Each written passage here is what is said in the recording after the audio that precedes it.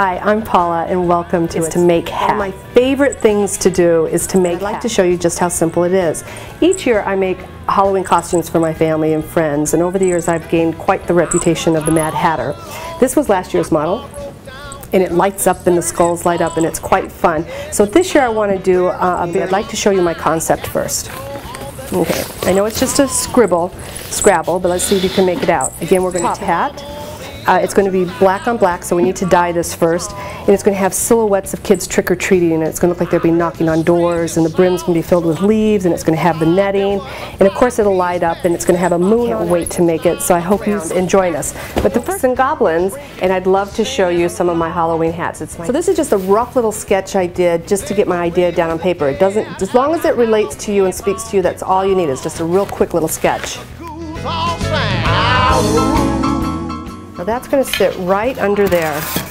See how that's going to look on that person's face? And they can tighten it if they want. But what we're going to do now, the fun part, this is the part where you get to create and you get to make it your very own. Another round of beer for all the vampires hanging from the chandeliers. When the mummy started to dance, he could do no wrong.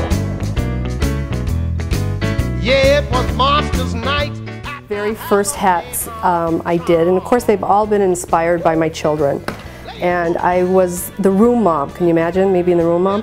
And it was a Halloween party, so I just dressed all the teachers, there were 6 of them at the time, in various witch costumes. And I was the storyteller reading books, so I definitely needed a special hat. So this is what I created about 5 years ago.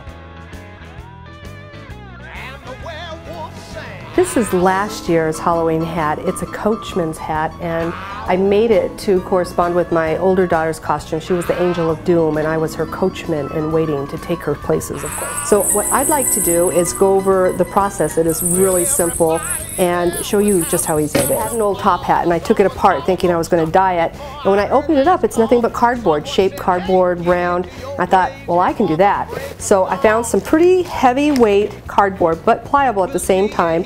And what I did is I made a pattern off the rim, and you can see that it's shaped. And I needed 2 pieces because it wasn't long enough.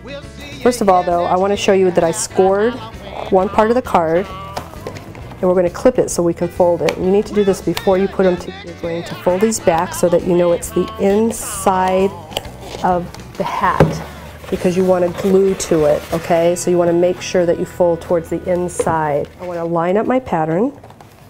It's going to round and fold in. I'm going to put one side here. I'm going to line up the other side. Okay. I'm going to take my tape and just fold it over. Now notice how that just bends. That's not what they did. They took a stapler and they did a bunch of little staples. And I'll show you what acts like a brace. Let me do the other side. And this is what gives it shape. Piece of tape. Cover that. Now you have a round shape. I think it's amazing. So what you're going to do is you're going to do the other side and staple it too. Let's see why we scored and folded it in. So we're going to put a layer of glue. You're going to put this on top, and as it's drying you're going to fit this to the shape, and you're just going to take masking tape. I covered it in glue, and I just put a layer of gauze on there to give it some more body and make it a little bit stiff. And I use a natural all cotton batting. We used to use lamb's wool, but this works just fine. So just glue that on, wrap around one of those little battery packs from the craft store, and we cut holes and we stuck the lights through. These little skulls light up.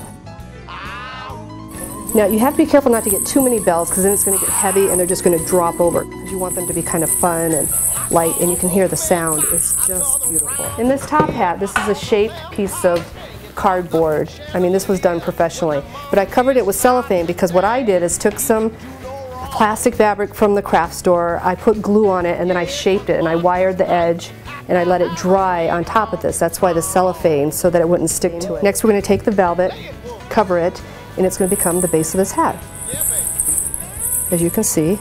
And we're going to attach it to the inside, but before that we're going to go ahead and put all the ribbons and all the decorations and the nettings and connect it up underneath. I think it's pretty close to the original. What do you think?